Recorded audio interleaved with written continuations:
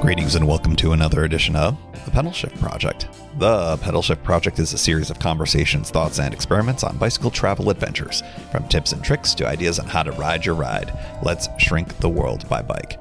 Show notes and more are available at pedalshift.net/341, and you can email the show at pedalshift@pedalshift.net or text me at 202-930-1109 and check Pedal Shift out on all the socials as well. Hello, everybody, and welcome to the 341st edition of the Pedal Shift Project. My name's Tim Mooney. Thanks so much for joining. On this edition, I'm recording this fireside because I can. And today we're going to be talking about the mental side of bikepacking and bike touring. Another topic that I've not really talked about. I think we're going to little series of topical episodes that kind of hit on things that maybe I've skirted along the edge of talking at some point, but now I'm going to talk about it a little bit more. And I think that the interesting element about this episode is that I am absolutely not an expert on any of this. I live with a mental health professional, but I am not one myself. So I'd like to say at the outset here that everything that I'm about to talk about here is really based on my take on my experiences. This is absolutely no substitute to getting into a professional working relationship with a therapist, which I definitely would recommend if that is your bag and your need. Definitely do that. This is how I approach things and how I've seen things from a bike touring / bikepacking perspective. And so this episode, we're going to be exploring the various mental challenges that you get exposed to as a bikepacker or a touring cyclist during your journey. I think at the outset here, I would say that my take has always been that mental stamina is probably more important than physical ability when it comes to long distance cycling adventures. And that is because really at the end of the day, I am not an athlete. Many of you are not. I don't think you need to be a gifted athlete to be able to pull off the types of things that most are able to do in terms of bicycle travel, whether that's bikepacking or bicycle touring. And the real trick, though, is that there are going to be a lot of things that you face along the way that is much more in your head than it is in your other parts of your body. You're not going to find yourself winded. You're not going to find yourself straining, having muscle or pain, unless, of course, you are. I think that the more common types of things are, this hurts. I'm tired. I'm bored. I am not interested in doing this anymore. This is a much longer day than I anticipated. I really do think that in your head is often the biggest challenge. And the best example that I can give is my most recent tour. I think that while there was certainly a physical element to the day where I did my longest ride, where I went up and over Leggett Hill and Rockport Hill / Middle Finger Hill and had just that really challenging long day. And I think that the physical aspects were just one element of it. I had the mechanical element of it as well. I had the fact that I was a little off of my game. I was starting later than I normally would have. I think that the fact that I knew that it was a hill that has defeated me before, mainly because of in the first couple of times, or first time I ever tried it. Those are the types of things that get into your head. I do think that talking about the mental side of bicycle travel may be more relevant than the physical side when all is said and done. And so I want to talk about it in a few different categories here. Let's start off by talking about, generally speaking, what are the psychological factors around bicycle travel. I think that there are mental aspects and I think there are emotional aspects. And I think that line blurs quite a bit when it comes to this type of adventuring. So you forgive me if I go back and forth between them, because I do think that those lines blur quite a bit. There's always going to be highs and lows to any kind of a journey that you're on. And I think that the spectacular vistas that you have, the thrilling downhill descents that you've got, the hitting your goals. Maybe it could be a mileage goal. Maybe it could be finishing a particular trail goal. Those are all highs. Lows can come in a variety of different forms. Could be that you're just not feeling it that day. It could be that you're unable to complete a trip. You get a mechanical. You end up having a variety of different types of setbacks. Maybe you're getting a little bit lonely. We're going to talk about all of these types of things here on this particular episode. And I just said the word lonely. I think loneliness and isolation is something that hits everyone who does this. And we'll talk a little bit more about that specifically and maybe some things to combat that. Setbacks and adversity, that is certainly something that hits. I've mentioned a few of them already. We'll dig into some of those really in much more depth in a moment here.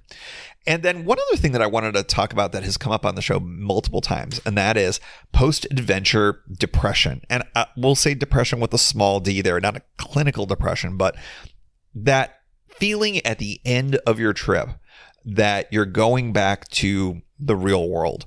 And the kind of often negative feelings that you have around all of that. I wanted to address that again here on this episode. So those are the things that we're going to be talking about. Let's start off by talking about that loneliness and isolation feeling. I'll be honest, I sometimes get pangs of that even before I leave. It is something where I almost feel like as I'm packing up and I'm saying goodbye to Kimberly, my partner, sometimes I feel almost like I don't want to do this. And it's the strangest thing because I clearly want to do a trip. I really want to go. But I think it's almost sort of like a future boomerang echo of the loneliness and isolation. When you're used to being around somebody a lot, family, friends, loved ones, whatever, knowing that you're about to embark on an adventure where you're not going to have them around, sometimes that gives you that kind of early feeling as you're leaving that it's not so great. And so the future knowledge that you're going to miss somebody, I think that's a piece of it as well. But of course, once you are in the thick of things, especially if you're like me and you tend to do most of your riding in a solo setup, I would say that I like being alone so much that I seek it out. That is not a great place for a lot of people. And if this is an issue for you, I would not recommend solo riding. Sometimes that is not an option. Sometimes you don't have people that you can ride with. Maybe you don't know people that you could ride with. Maybe they're not available, the ones that you normally ride with. Sometimes you have to ride alone. And sometimes maybe you're in a group ride, but you split up during the day and you all ride at your own pace. So, that those pangs of loneliness can really be something that can affect a lot of people. The other thing that's associated with that is a feeling of isolation. And I think that this is more true when you're in a place where you're out in the bush, where you're in a more remote location. I do a little bit of all sorts of different types of riding. A lot of the riding that I do will be through, frankly, cities and towns, and I never really truly feel isolated. Then I do rides on remote trails and places like the C&O and the Katy Trail, and to a lesser extent, maybe the Erie Canal Trail. There are definitely spots where you are really, really isolated. Bikepackers certainly are going to be experiencing that a lot more. That can really negatively impact you emotionally, mentally, when you're in that space. Some people really thrive on that. There is something to be said about being someplace and feeling like you're the only one out there, especially if maybe you're trying to escape a little bit of that kind of go mentality that so many of us have to deal with in our day jobs. Sometimes that isolation is something that you're really seeking, but sometimes it can have a really negative impact as well. Regardless of whether or not you're hitting this loneliness, this isolation kind of a thing, if you're encountering this and you are by yourself, finding ways to connect with other people or with other situations can sometimes actually be the solution, but sometimes it can actually end up reinforcing those feelings as well. So let's say that you're feeling a little bit on the lonely side of things and you're able to call back home to a family member, a partner, whatever. Sometimes even in the middle of that phone call, it just reinforces the fact that you are separate and apart. So just understanding and knowing that that's a normal thing is something that you really want to go into, and knowing yourself and knowing what is the right thing to help solve this negative feeling, or maybe we shouldn't even characterize it as negative. It just is what it is. Knowing how you react to those things is really important. Anytime I'm feeling down or bad or something like that, sometimes it's really important to not run away from that, but to acknowledge that it's there and lean into it a little bit more and feel into it a little bit more. Sometimes that can be a more helpful thing than just sort of tamp it all down and ignore it and try to assume it's just going to go away. Sometimes that's just not possible. So that's why you really want to feel into your feelings with all of that. One other thing that I think might be helpful is to find ways to deflect.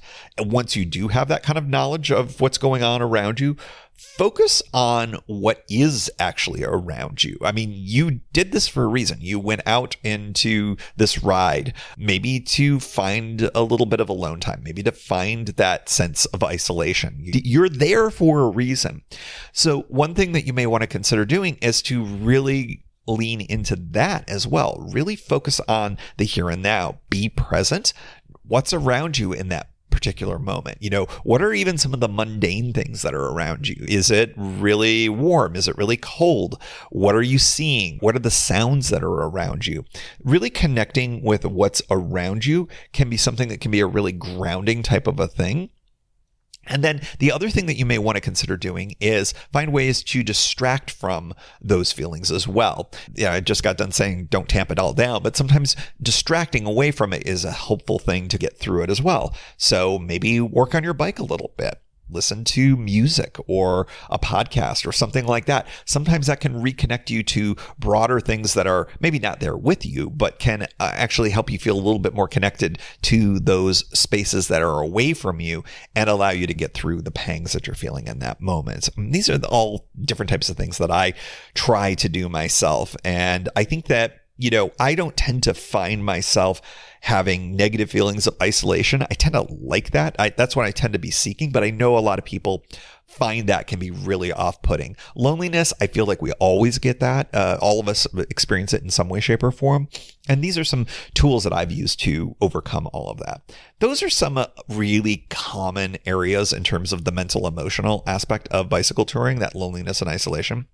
I want to turn to something that's probably even more common than that, and that is dealing with setbacks and dealing with adversity that comes with bicycle travel. It is unusual. And if you've listened to my tour journals, you probably recognize really quickly that adversity is something that comes with every single ride. And it's a rare tour that I go on where I don't have some kind of a setback, some kind of a situation where maybe I'm even just a little bit cranky because I didn't eat enough food or something like that. Or if I'm hitting some real honest to goodness adversity where I'm having a real mechanical that is creating a situation where I may have to bail out of a ride, or if the weather is particularly bad. I mean, these are the types of things that we always deal with. I think equipment failures are probably the most common in terms of they can really impact whether or not you're able to proceed at all. Sometimes an equipment failure can actually be helpful too, and it's part of the adventure. I like overcoming an equipment failure. I love the fact that I've got a handiness element to my brain. And I'll use the last tour, the most recent tour, as an example. When I had the rack problem, it's like, okay, sit down, think about it. All right, I got zip ties. And I think I see a few places where I can reinforce where this rack should be lashed in to the bike, and I can make do. That could have been something that would have been really problematic, but being able to overcome that with the self-sufficiency that I have, that actually ended up making me feel even better. So sometimes you can use these setbacks and these pieces of adversity as a way to feel even better about your ride. There's a weird boomerang effect to that. I talked about weather already, but man, weather can really mess up your day. If you're not prepared, if you're not expecting there to be a sudden rainstorm. I'll think back to, I think it was last year when I did the Erie Canal ride across New York State. I thought that there wasn't going to be any more rain in a particular day, and I just got hammered with rain on one of the days, and I'm just soaked to the bone. I knew I had dry clothes inside my panniers, and I just thought, okay, well, I can't get any wetter than I am right now. And sure, it's a little uncomfortable and I'm a little chilly, but I was able to think about my solution to all of these types of things. That's another way that you can deal with that kind of adversity, is thinking about the type of solution that you've got to come. And maybe you're not able to jump into it right then. Obviously, pulling out dry clothes in the middle of a massive rainstorm, not really going to be very helpful, because I would just get those wet too. But knowing that I had the possibility of being warm and dry later, that really makes a big difference when you're in the middle of all of that.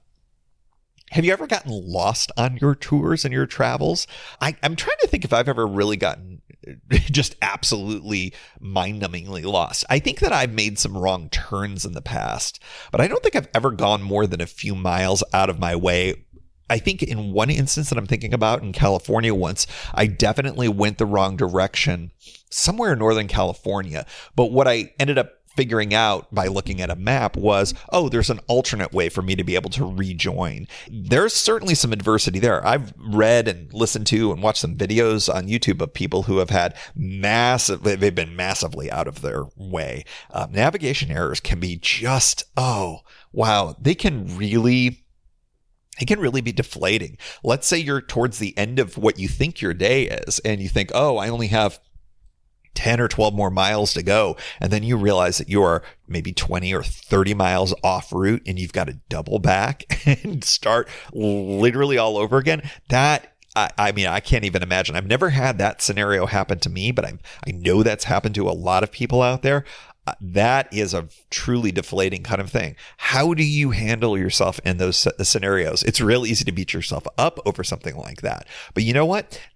I would say, not having gone through this myself, but think of it as just another element to your adventure. Well, turns out you're just doing more miles that day. Or maybe that's an opportunity for you to say, you know what? I've been thinking about brushing up on some stealth camping skills, and you know what? I'm just going to figure out somewhere between here and where I should be.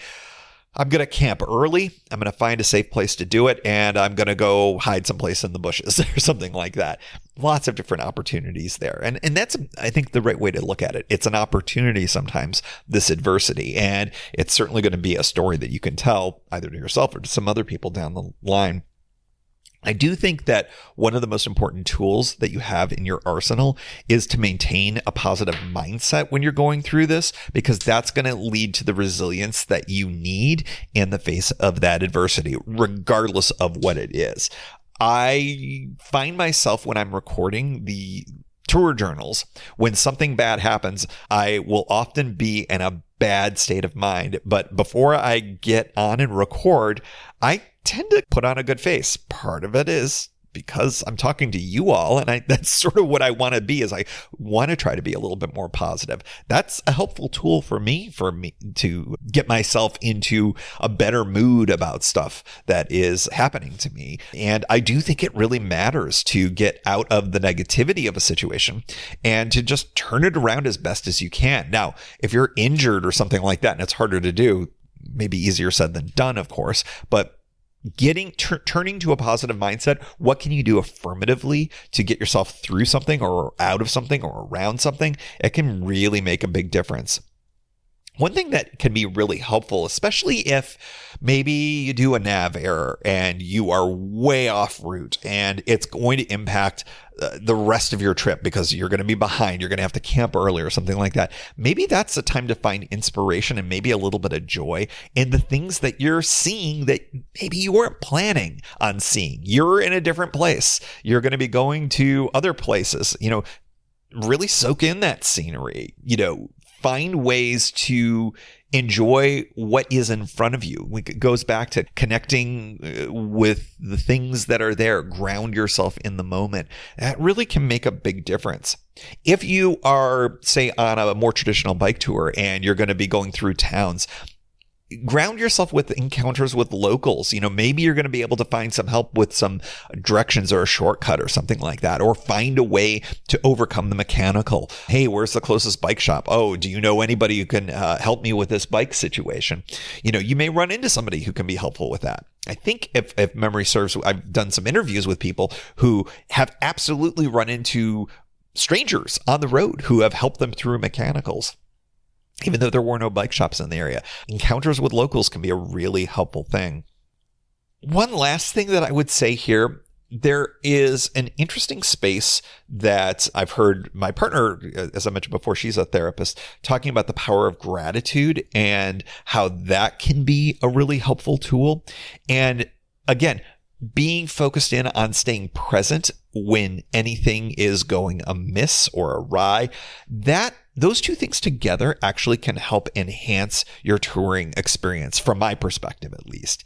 You may be having something bad happen to you, but thankfully, here's your power of gratitude, there's no injuries involved. Thankfully, you've got all the food that you need. You've got the shelter that you need. You are deviating from the plan that you had, and that's a bummer. But at the same time, you've got everything you need right there. That's the kind of stuff that can really help get you through maybe the disappointment of whatever it is, that setback, that adversity that you're handling there right then and there. But that power of gratitude is going to be the type of thing that's going to help you focus in on the fact that the trip is still there. You're doing fine. And the trip is the trip. The tour is the tour. The bikepacking adventure is the bikepacking adventure. Very rarely do things go as we script them out. And in some ways, for many of you, you don't like to script things out anyways. Well, welcome to your trip. That is what the power of being present and the power of gratitude in that moment can really give you. So those are some of the things around dealing with setbacks and adversity. And sometimes it's easier said than done, but hopefully there's some tools in there that you can use the next time that you have to face those types of things. I want to address, as I mentioned earlier, the nature of what happens when you come back, especially for those of you who are going off on longer adventures. This is probably not going to be a thing if you're going off on a long weekend or an overnight or something like that. But for those of you who go on multi-week adventures, for those of you who do cross-country trips, or otherwise are going on really, really long adventures where it's more than a few days, you really do mentally transition from kind of normal life, right? The get up every morning, go to work, that kind of a thing. Encounter with the same people, work with your colleagues, hang out with your loved ones, your friends, your family. And instead, you're going to be in a very different kind of rhythm with things. You're going from maybe campsite to campsite, or hotel to hotel, or inn to inn, or something like that. Your mind really does change on a longer tour or a longer bikepacking adventure.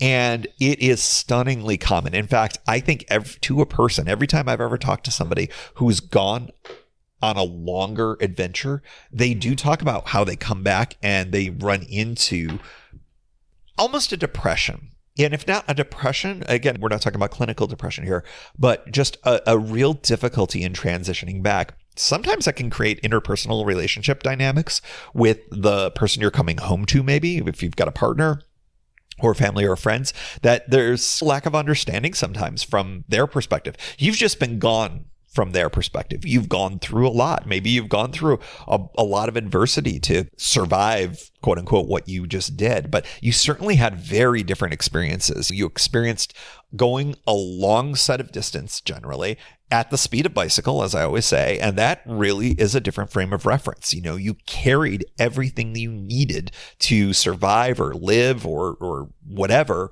over the course of sometimes days, weeks, months, perhaps even years. That really does change you. And so coming back to and readjusting to normal life can be a really, really rough challenge. I know the one that was really tough for me was when I did the Pacific Coast back in 2014. Because that was my longest tour. And I was dealing with a bunch of things off of the bike at the same time. Some things before and some things after. So that transition back was really, really challenging for me. And I think I learned a lot about myself in all of that. And the biggest thing that I would say is you just really have to be patient with yourself and understand that this is common. And if you didn't know that this was going to be something that was going to be happening, I'm telling you about it right now. So I'm hoping by pointing this out and letting people know about this maybe before you go on your first large adventure, that now that you know that it's going to be happening, you can expect it. And it's not going to be such a record scratch like it was for me back then. I will say, if I could give one piece of advice for folks who are going off on bigger adventures, sometimes we do our big adventures and we try to get every single last day we can out of it. And then we come back and we immediately go back to normal life. We go back to work the next day because we only have X amount of vacation time and we're really going to maximize it out. And you get back from it. And then the next day you go back to work. I'm going to recommend that you don't do that. In fact, even in non-bicycle touring contexts, when I go off on other types of travel adventures, whatever the context may be, I am trying to give myself at least one day when I return of transition time. I have found that makes a huge, huge difference for me when I am going back to work or going back to whatever, my normal life kind of stuff. It serves two functions. Number one, it really gives you that space and that time to be with yourself and to reacquaint yourself with folks who are in your life or whatever. And it also gives you the opportunity of a buffer in case something does go wrong in terms of your travel and your return, so that maybe it isn't just this immediately jumping back into things. Like maybe you were planning on traveling back and getting there and having a good night's sleep, and your travel gets readjusted and you have to take a red eye back and you're literally getting off the plane and going straight to your day job. That's rough. That's really rough. So I really recommend, especially after long tours or adventures, biking or not, to give yourself that little bit, even if it's just a day, that bit of transition time so you can readjust. And it takes more than just that day, I'm here to tell you, but even that one extra day is a huge, huge boon, I find, when it comes to making that readjustment. Because like I said, you're going through something that is different than literally every single person around you. Anybody else who's ever been on a bicycle adventure can totally understand that, but you had a unique experience. And so other than saying, oh, I totally hear you, yeah, I get the post-tour depression kind of a thing, that would be the best that I could do in a conversation with you. You need time. Time is really the only thing that I found that has any kind of help to that retransitioning back. So give yourself that space if you've got it available. And I would even recommend, don't do the extra few days at the end of the trip that you wanted to jam in there. Give yourself that transition time back. And the longer your tour, the more transition time I would recommend. But that being said, you got to ride your own ride and you've got to do your own thing, and understand that that's just sort of my take on things. And everyone handles these things differently. But I will say, when I've talked to people, if you recall folks in the beginner series that I've talked to, I said, hey, be careful when you come back from your cross-country trip. It's going to be real different. It's going to take you some time to get reacquainted to your partner. It's going to take some time for you to feel normal again, for lack of a better way of putting it. I think these are always life-changing things, but it is really hard to get back into the swing of things, especially if you're going back to work or whatever, school, whatever type of situation. It takes some time, and knowing that ahead of time is a really important thing. I know that many of you have gone through these same things, and I would love to do a follow-up episode on all of this. So those of you who are listening, if you would like to share your strategies on handling all the various elements of the mental side of bicycle adventuring, I would love to hear what you have learned, maybe what some of your strategies are around all of this, and some of your experiences if you're interested in sharing all of that. We'll do that in a future episode.